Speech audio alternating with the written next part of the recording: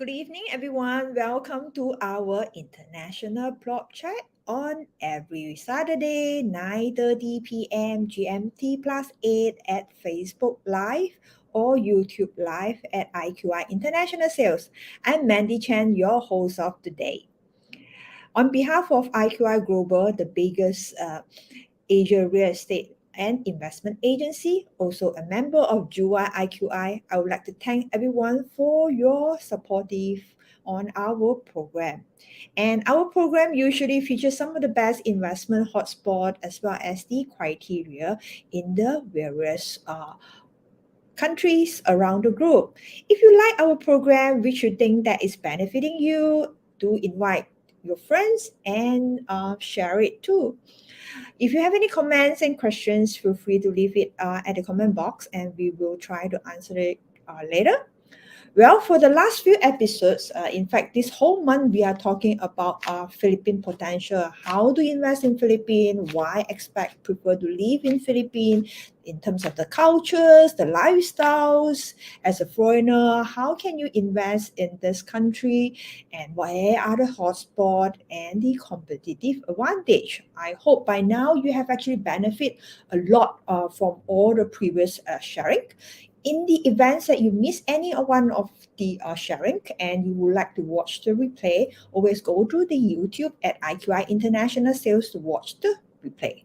All right, so today we're going to share with you something different, okay? Some things that not all selling agents will actually share it with you. And as we mentioned before, this program is to educate you how to invest wisely. So, of course, you have heard something good about investing in Philippines. What about the pro and cons? So, in this case, today we're going to share with you the common mistake in investing in Philippines. So, without further delay, let me welcome our most handsome gentleman, Andrew, again, our country head and managing director of IQI Philippines, to share with us this topic. So, are you ready? All right.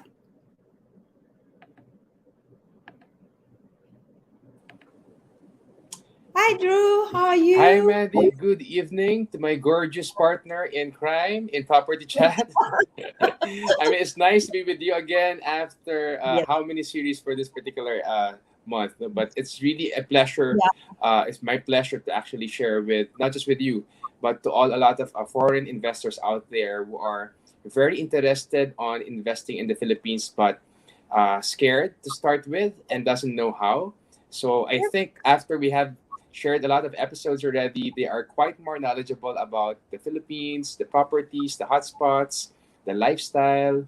So now, like what you said, it's going to be a very interesting topic because we're going to talk about the not so good part of investing in the Philippines. You know? Yep. All right. Okay. Okay. So, shall we start? So, I'll be sharing my slides. Yes. There we go. Okay, so again, good evening, everyone, and I hope you are having a great evening or good morning wherever you are in the world. So for today, what we're going to discuss is the common mistakes in investing in the Philippines, or the horror stories that some of the foreigners are encountering when they invested in the Philippines before. All right, but of course, we're not just going to talk about the problems, but we're going to talk also about the solutions or the things that they could have done better in their investing in properties here in the Philippines. Okay, so just to give you a summary of what we're going to discuss, we're going to talk about the one, two, three, four challenges that they have encountered or mistakes during the time that they have invested or they were investing in the Philippines. Number one is trusting a not refutable developer. Of course, we're going to discuss the not knowing their rights in the event of payment defaults. We're going to talk also about what are the options of the investors in the event that the property or the project has been delayed for years. What are their legal claims over the project or the property, and what are their options? Second is that trusting a not refutable broker or agent. We have heard before that they have invested in a project that is not so popular, not so familiar, and basically the agent has just told them all the good things about the project, but then they don't really know where it is and what is the location, who is the developer. And with that, they were able to have a wrong decision on investing in a wrong property or project. Of course, and then after that, when they try to look for the agent, they are nowhere to be found. All right, because again, those are fly by nights brokerage, or possibly those agents who are not really competitive enough or professional enough to give you the rightful advice on where should you be investing your money when it comes to real estate. And of course, some horror stories also of coursing through the payment through the brokers, which is a no-no. All right, so we have heard also some incidents like this before, especially those mainland Chinese who are not so good in communicating in English, and basically they were not able to invest because apparently their money go to the agents or the brokers. Okay, and of course, not getting a property manager to manage their properties when it comes to collection of rent, tenancy, payment of dues, and property taxes. What were the challenges that they have encountered, and what are the possible recommendations that we have for you? Okay, and then last but not the least, not investing on upgrades and interiors. Okay, so now moving on to the first one, trusting a not refutable developer. Of course, like what I keep on telling our investors, there are three partners that you have to look for, that you have to actually trust when it comes to investing in real estate properties. Number one is a developer, number two is the agent, number three is the broker that you will be working with.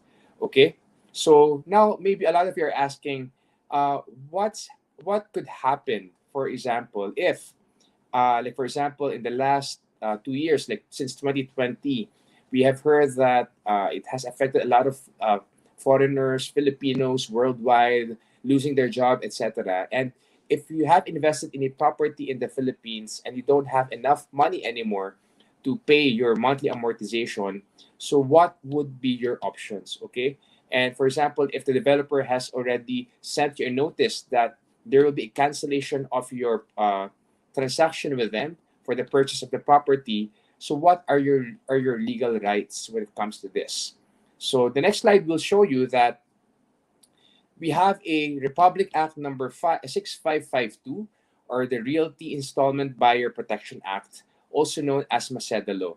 In my previous discussion last Wednesday, I have mentioned that this law is basically protecting all the buyers, foreigners or local, about the properties that they have invested in installment basis. Okay, and this covers condominiums and house and lots. All right. The law is on the side of the home buyers should there be any misdemeanor committed on the side of the developer or the seller. All right. And for this particular law, the purchase transactions on industrial lots, commercial lots, sales on tenants, and mortgage sales are not included. Okay. So only for condominiums and house and lots. Next slide. So here are the common questions that we actually receive or encounter. So who is covered by the Maceda law? Like what I said, Filipinos and foreigners are covered by Maceda law.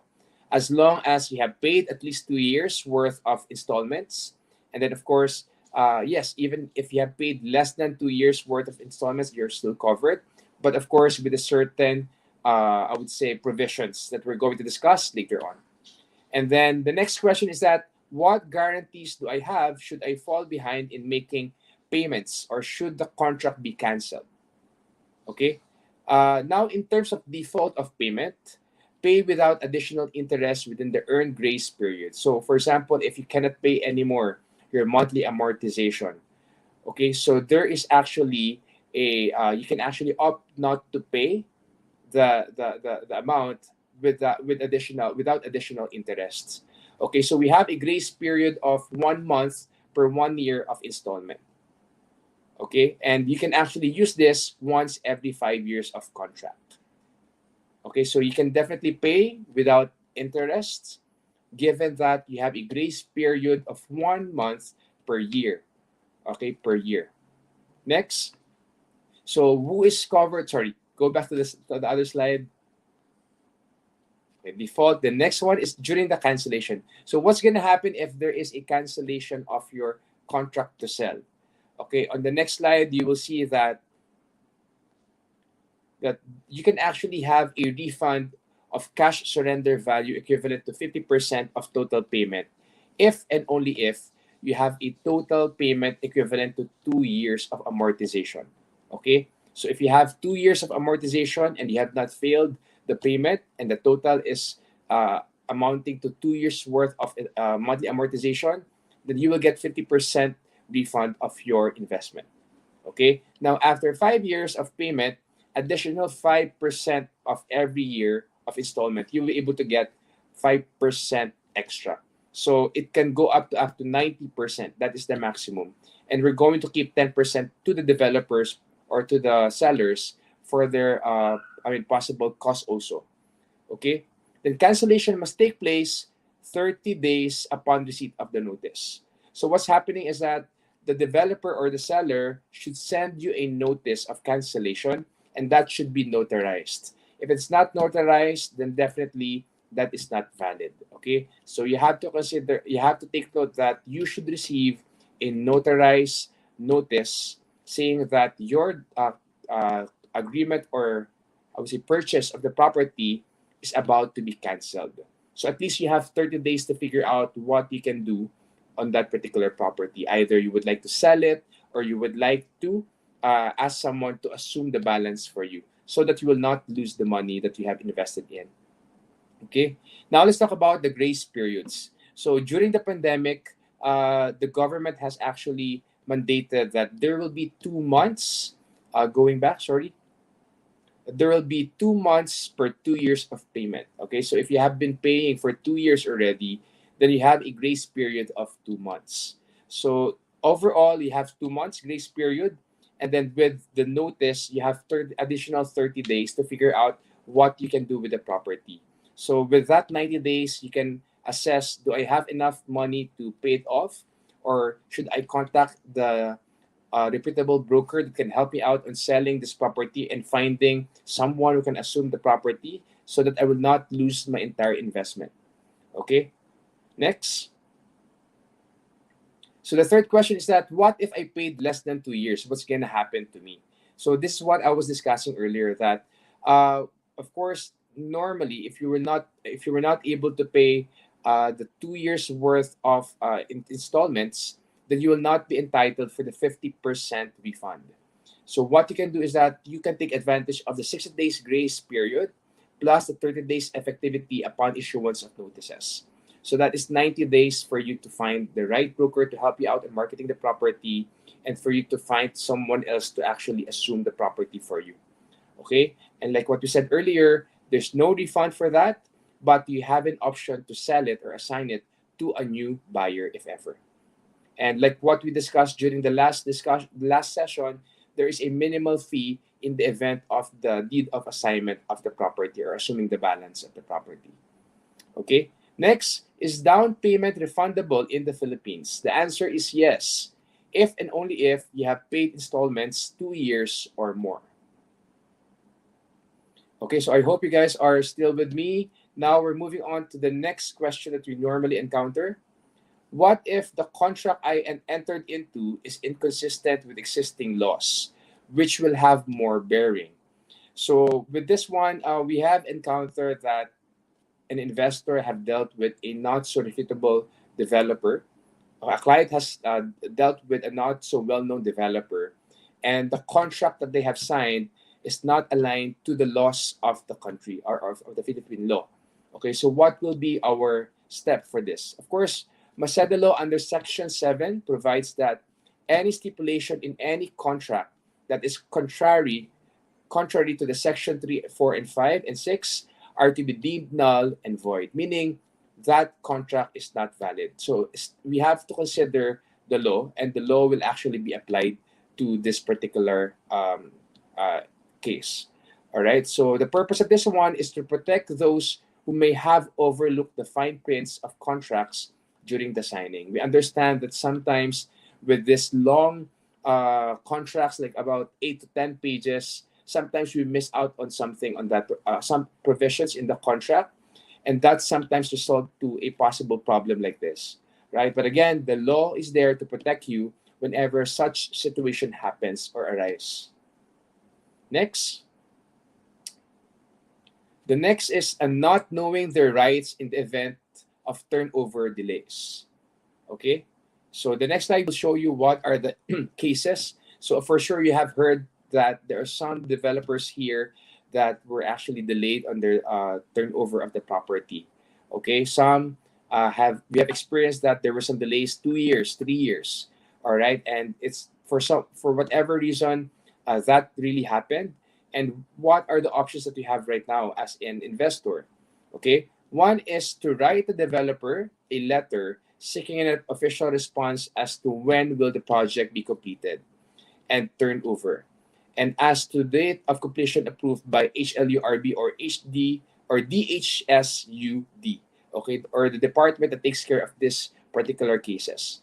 And after due notice, the buyer may desist from further paying of installments due to the failure of the developer to complete the project on time. So meaning you can opt not to pay the developer once you have sent them a notice or letter uh, asking for explanation on what is happening to your property. Okay, so in the event that the property or the project is delayed for 2 years, then you may actually opt not to pay that until the property is turned over to you. Okay, the second option is that to directly file with the HLURB or DHSUD a complaint, a case against the developer, seeking a complete refund of all payments made with interest. And definitely, the department in charge will help you out on getting what you're asking from the developer. Of course, there will be some discussion on this, a case that has to be discussed among them. And once the process has been done, then definitely you will have your claim as well. But of course, some developers are offering some solutions to that. Rather than not paying, they're going to offer you some, for example, discounts or possibly some perks on association dues upon turnover of the property or some other arrangements. So depending on how much you would like to keep the property, you can have an open communication with the developer and try to bargain or ask for something that is, I would say, fair for both parties. Okay. Next. So the next challenge is the trusting a not refutable broker or agent. Like what we have uh, shared earlier, we have experienced that an investor came to the Philippines and decided to just buy a project that he's not so familiar. He doesn't know the developer really, but then of course the agent was a good seller, a good salesperson, right? And he was able to get a yes from the investor. But after that, all the problems arise, and then the broker is no one to be found, right? So that's why we always say that it's very important that you choose the broker that you're going to work with, someone that, regardless of what happens to the agent, I mean, you have the company or the realty company that can back you up. All right. Of course, the bigger the real estate companies or the bigger the developers are, then they have more system or better system in place that can actually help you out. Like for example, if the agent has signed already, then for sure there will be an endorsement to another agent that can take care of you. All right. But if you're dealing with the small time developers that are not well known, not not reputable developers, and also with the brokers or agents who are not from reputable real estate companies, then definitely you will have a hard time dealing with your property, especially if there are a lot of problems. Okay, and of course, it is a no-no for all the investors, foreign nationals or Filipinos, to course through your payment through the brokers. They're not authorized to receive any money from you, and only the developers are supposed to be receiving that. So never say yes to that kind of arrangement. Okay, next. Not employing a property manager. Of course, in the Philippines, it's not so common to have a property manager. There are few realty companies or brokers who are actually offering this. But we know that in the most successful or the well-developed countries like Australia, Canada, the US, and then UK, they have the property managers or property management services, right? And sometimes we feel that, you know what, I don't want to deal or pay extra for the property management services because it's just an extra cost for me, right? But again, having a property manager in the area, especially if you're based abroad, is very important. I mean, not just about the collection of rent, but someone will make sure also that your property will be tenanted, right? Or if not, then we will be able to retain the tenant who's actually staying there in the unit. Because A month or two of vacancy in your property means that you're losing a big chunk of money already. And of course, being someone based abroad, it's going to be difficult for you to comply on your responsibility as a property owner, like payment of dues and property taxes. And if you have someone, a property manager based in the Philippines, for example, and you're based in Malaysia, Canada, Australia, you will not have to worry about your responsibilities. And again, failure to pay the dues, the taxes, the utilities, that can actually result to a problem. Like, for example, someone will actually cut you the electricity or possibly like the water because you're not compliant with your responsibilities. Or the government might actually impose some more taxes to you because you're not paying the taxes or the property taxes regularly every year. And of course, the most important part is the maintenance and upkeeping of the property. Again, in anything that you own, if you're not going to maintain it,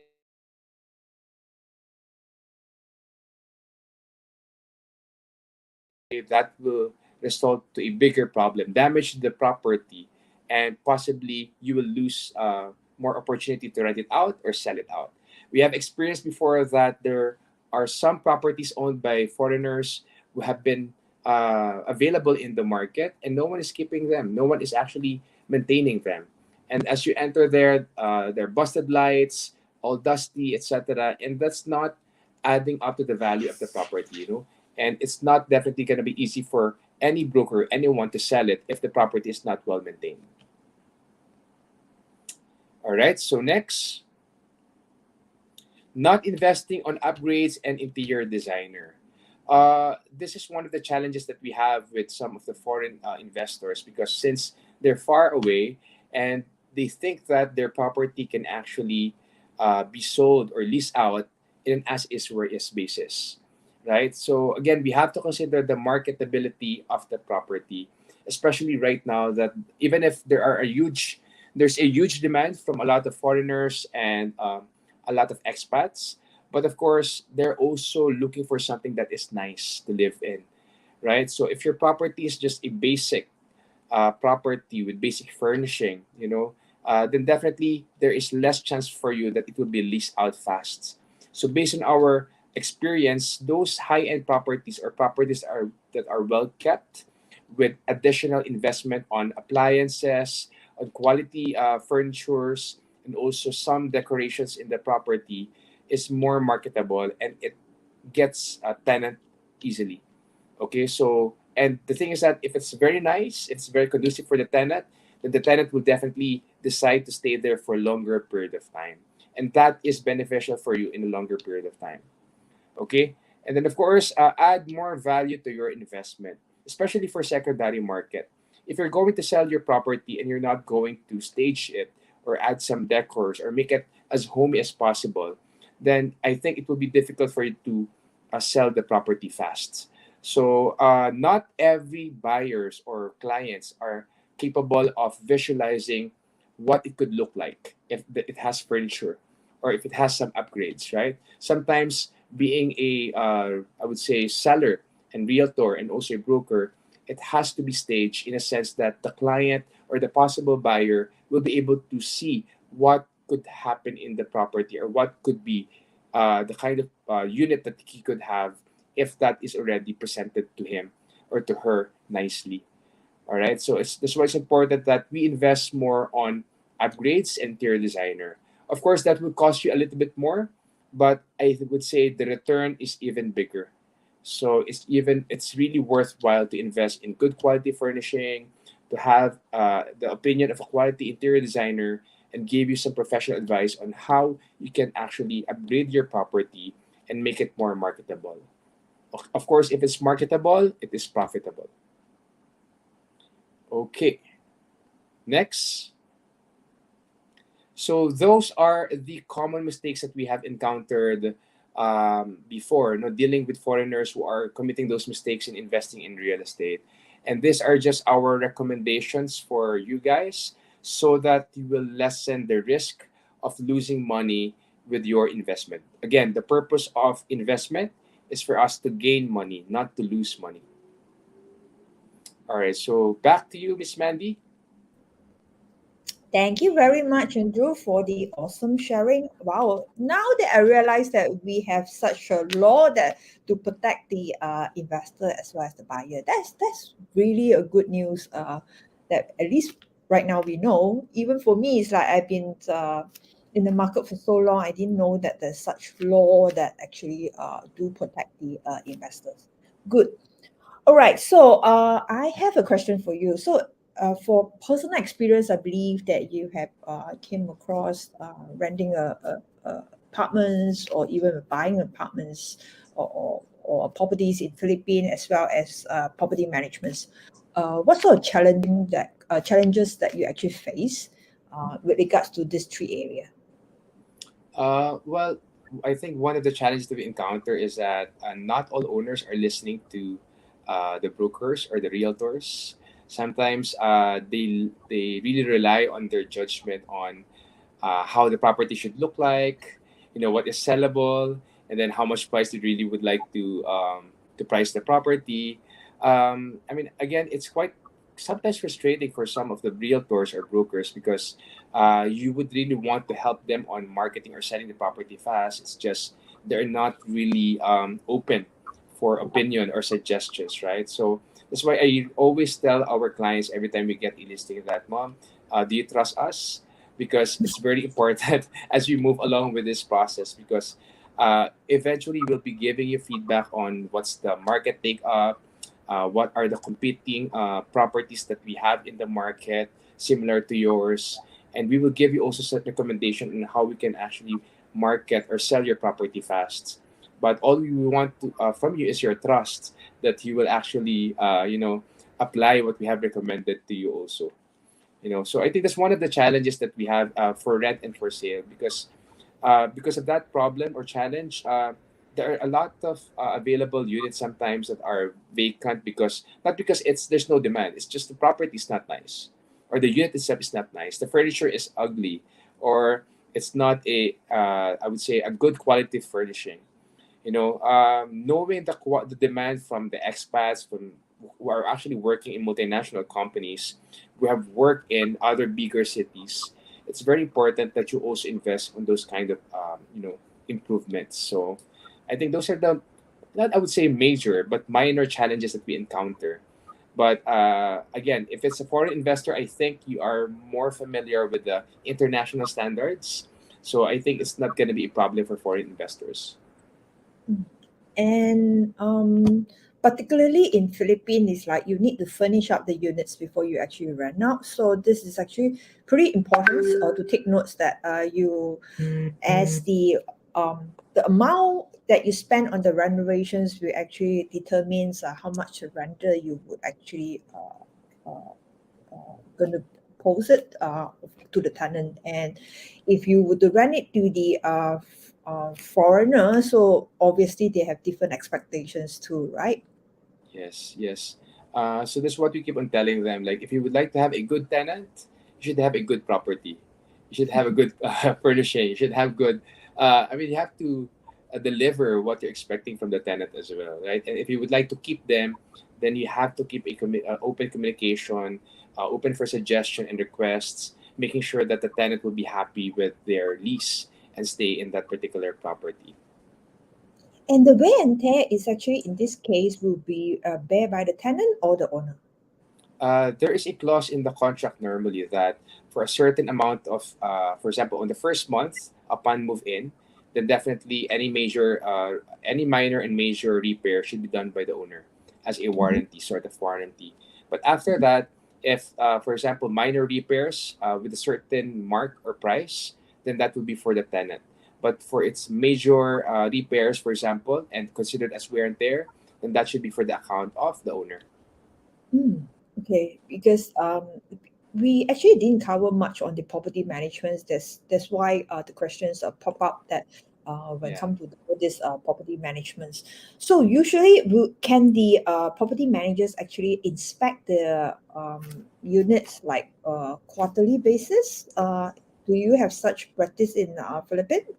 Right. Normally for the contract, because some of the tenants do not want to be bothered as much as possible, we Mhm. we recommend actually quarterly. But if the tenant doesn't want to be bothered most of the time, then we do actually semi-annual. And of course, with the good communication and relationship with the tenant, then we get feedback from them once in a while whenever something is wrong in the unit. Like, for Mhm. example, a broken air conditioning unit, or for example, grease trap cleaning, etc. So at least we get some updates from them. So even if we don't do the inspection on a regular manner, at least we get some updates on what is wrong in the unit, and we get to fix it easily or fast. Okay, and what are the costs when it comes to property management? I'm sure you do charge a certain fees, right? Especially to the foreign investors, and they need your assistance. So, what sort of fees that you're talking about in Yeah, this? so basically you are charging around 30,000 to 80,000 pesos per year for the Mhm. property management, because we are basically combining it with our lease management services. Since we're the one also marketing and looking for possible tenants, then we charge it a little bit less, right? But then, of course, if we're just a property management and we're not the one handling the lease also, then it will be a little bit more than that. But Mhm. I would say it's still very competitive and very cheap compared to the other countries. So you will come up with sort of the statements where you have actually how much you have actually collected for the rental or whatever expenses that you actually offset against the wear and tear whatsoever, right? You will be doing That's that. That's correct, yeah. So for our property management services, we have a list of the services, and sometimes they choose to just avail two of that. Like, for example, financials and management, or administrative work, or for example, a tenancy and lease management. So they can choose from that, because sometimes we understand that not everything is applicable to them, especially Mhm. for the new buildings or the new projects. Some of them feel that, you know what, I don't need this because my property is pretty new, and then we customize some of the services that we offer. Okay, so audience, please take notes that IQI Philippines, we do provide a property management service. So in the events that you do need such service, please contact us. We will actually direct you to our IQI Philippines team. Bear in mind that it's not easy to actually engage a professional property managers to look after your property without any hazards or headaches. Okay, especially you are based in different countries, definitely a good local supports will be benefiting you. So in this case, our IQI Philippines will be able to assist you. But of course, not all over Philippines. Okay, Yes. only in certain locations. Perhaps, Andrew, you want to share with us like which cities that you actually cover such a property Yeah. management service? So right now, basically, we're only offering that to Makati and BGC area, because that's where our offices are. But of course, eventually, as we grow our presence in the Philippines, we will have that also in other locations. But Mhm. sometimes, if there is a special request from our client, and if it's a big property that we're also marketing, then we can also extend that. No, even outside our areas of specialization, but definitely within Metro Manila, not outside Metro Manila. Okay. So the other thing, do you provide that kind of like sort of A, B, and B services? Right now, we don't offer that yet, yeah. But Mhm. it's something that's very lucrative, actually. Like, a lot of investors are buying properties in those CBDs, and they're turning it into an Airbnb. That gives you a higher rental yield, definitely. Mhm. Okay. So for those that who's looking at this kind of service, just stay tuned with us. Hopefully one day we will provide such service. Then Right. keep you in the loop. All right. So that's the. Let me see. There's another question. Okay, what is the so-called common challenges for a foreigner when come to invest in, especially if we talk about in Manila area? Is there anything that you can share with us? Common challenges in investing in Manila area. Yeah. Okay, I think the common challenges is basically flying in and out. Like, for example, if you're selling your property, of course some of the buyers would like to start the process fast, right? And Mm-hmm. would require your actual signature, and you have to fly in here. So I think that's a common challenge sometimes. Like, oh no, you know what, Drew, I'm still here in Australia, and I cannot just leave work and sign documents. So of course, that's why we always communicate with our clients first. Like, okay, you have to know that our seller is based in this country, and for the entire process, it might take a little bit longer than the usual because we have to manage the expectations. I think that's the only challenge so far, Mhm. and of course, I find it also challenging for their end. I mean, for the clients or for the owners to have an actual feel of their property or how is it really. Mhm. Sometimes you have to send it through videos and photos, but of course, it's always better to see the actual property. Mhm. That's why we always encourage our investors that if you have 3 or 5 properties here, I think it's just right to actually schedule your usual vacation in the Philippines at least once a year, so that you Mhm. get to either meet your tenant if it's tenanted or see the actual property also. Again, I think properties are like babies. You really have to see them or take care of them, and you can have a yaya or a nanny. Yeah, you can have a nanny through the property managers, but of course, I think we want you also to feel and see the market here because again, sometimes that's a challenge. Even if we know or we master the market here, and the owner is not familiar with it, sometimes it's difficult for them to appreciate or understand it. Right? So sometimes the immersion is very important. But if you really can't, if you're really busy, then I hope that you will actually trust your partner brokers. And Mhm. we also recommend that you only go for the trusted agencies or realty companies, just like IQI. Okay, that's good. Okay, okay.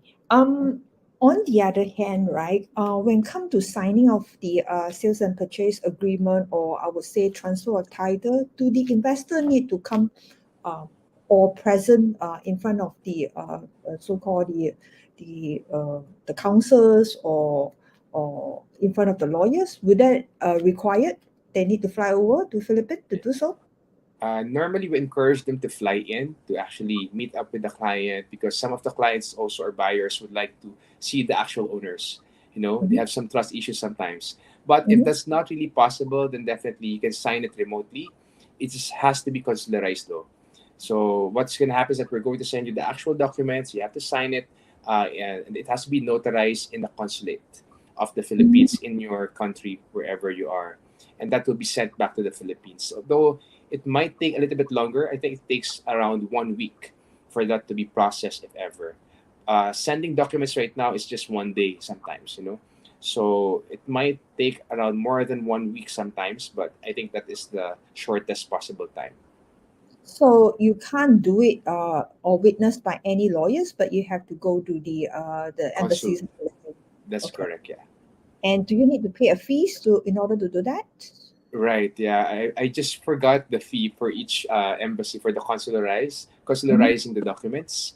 But yeah, they can actually check it online. I think it depends on the country as well for the fees.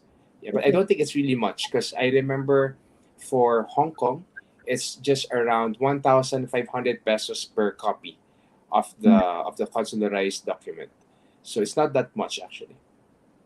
But okay, because in Malaysia we need to initiate on every page of the contract, so I don't Right. It's think per set of the contract. okay. So Yeah. not so much on every page, right? So Not it's on the page, yeah, per set. Yeah. okay, that's good. And the other thing is like, let's say they want to open account. Can a foreigner open account in Philippines Yeah, if they would want? some of the banks here are actually allowing to open an account, especially if you have property here already. Mhm. So there are some requirements that needs to be submitted to them, but I highly encourage those who have already foreign or international banks like HSBC, Citibank, Maybank, etc., to be their preferred bank here also. So that's going to be easier for them to transfer funds to the local banks here whenever necessary. That's also one of the challenges, by the way. Like of course, transferring funds from their country to here to fund some, for example, requests for furnishing, etc., etc. So that's very important. Though there are some online payments right now, but of course, it's going to be ideal if they also have a bank account here, especially for collection of rent. Okay, so with this opening account that IQF Philippines will be able to assist the clients as well.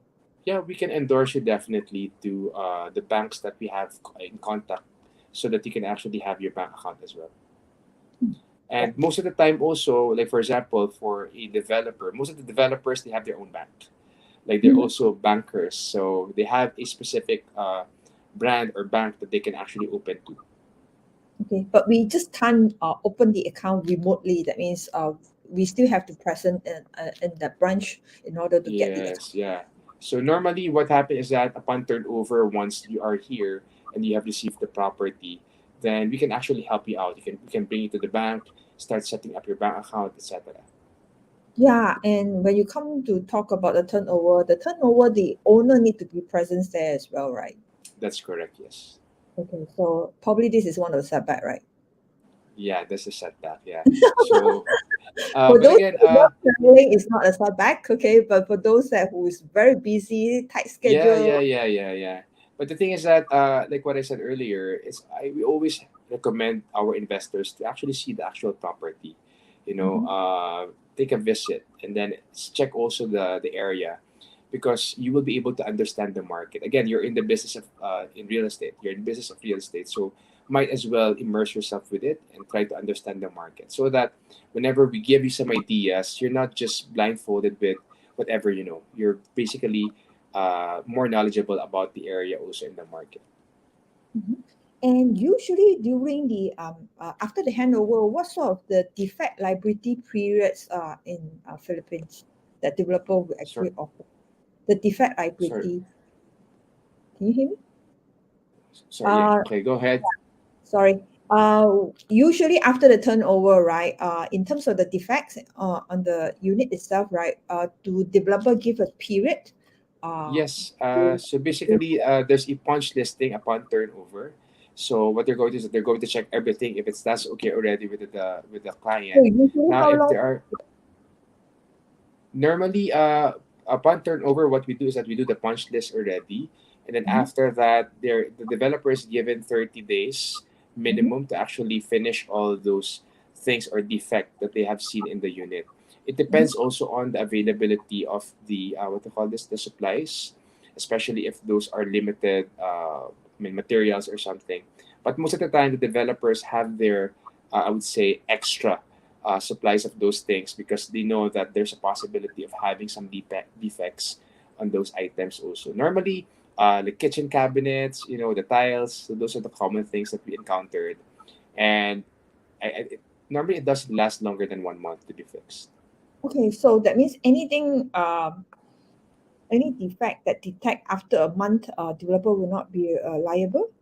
Yes, yeah. So right after you have accepted the property already, after the punch list, then Mhm. that means that there is actually a liability already on the client side, because of course there's only a validity of that particular warranty for all those things. But normally, I think for the tiles or for the kitchen appliances, I would say there are warranties, like even 1 year warranty. But the for example tiles, etc., that is beyond that. What about this structural kind of the defects? Yeah, for the structural defect, definitely it's on the developer. No? So we have 1 year, especially for example cracks that we have not seen during the what do you call this, the turnover, because it was covered by paint, etc. Mhm. So those can be covered by the developer definitely. That's 1 year to 2 years depending on the developer. Okay, that's great to know. So I guess by now that audience are quite familiar with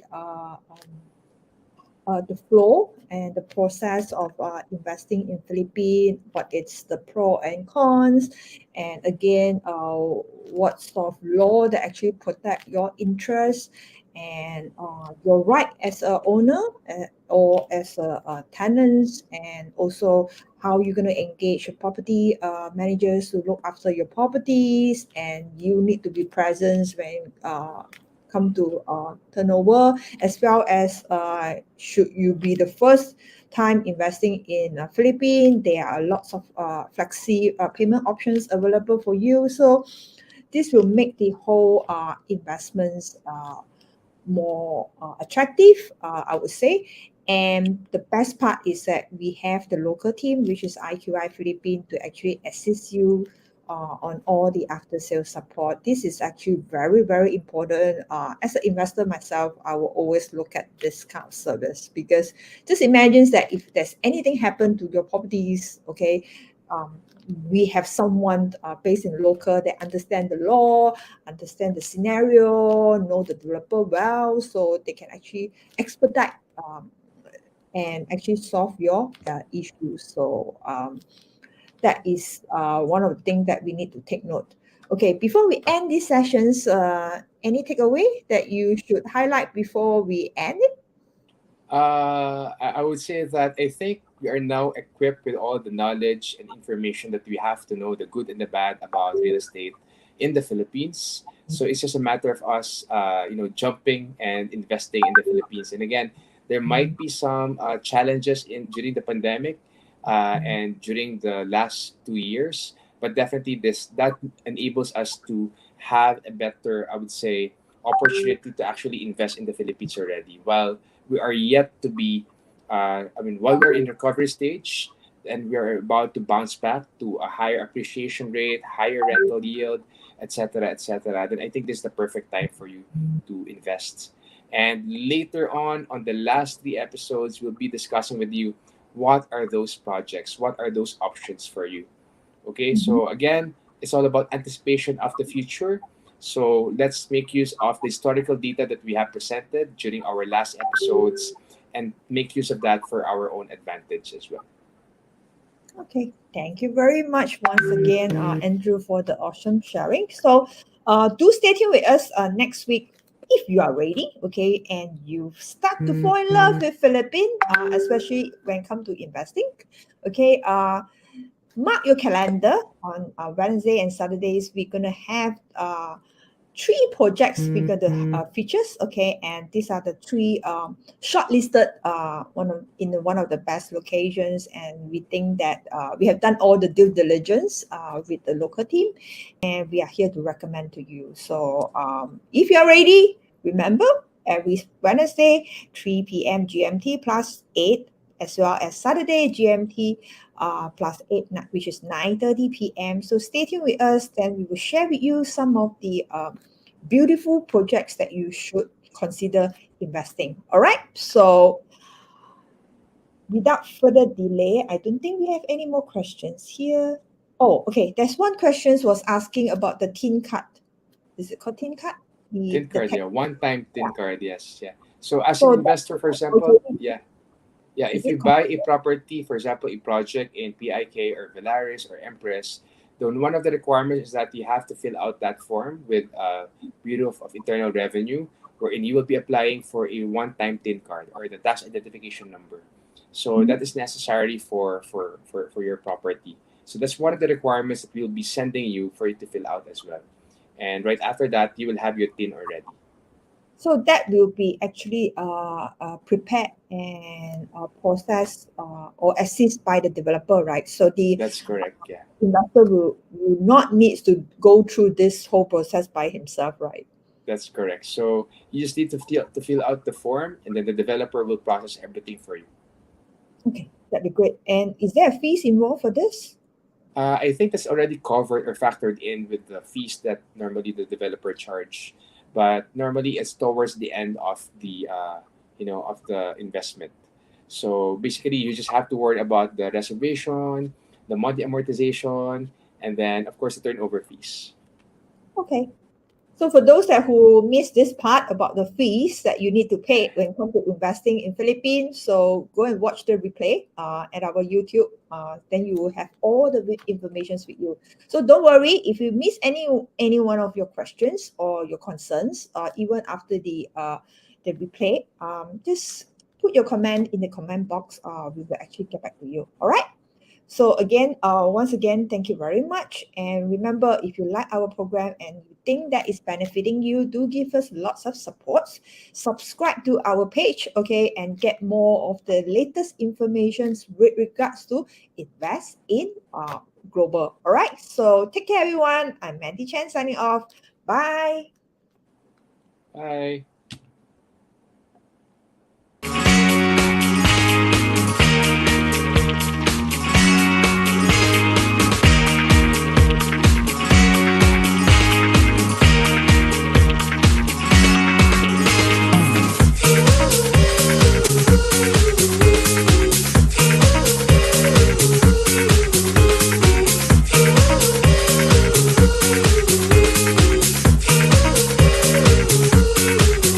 fun.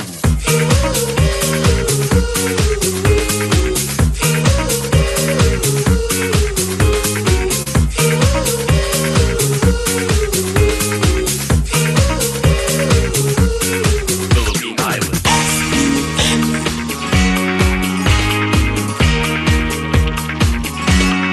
It's more fun in the Philippines.